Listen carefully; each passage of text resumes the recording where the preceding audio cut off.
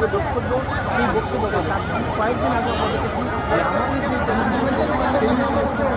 সাক্ষাৎকার ছিল সেখানে তিনি বলেছিলেন যে তার যে তিনি আসলে মৃত্যু সব হুমকি বলেছে তাকে বিভিন্ন মাধ্যম থেকে তাকে তার কোনো কখনোই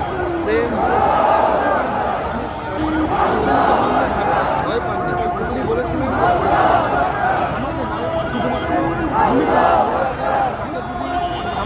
হয়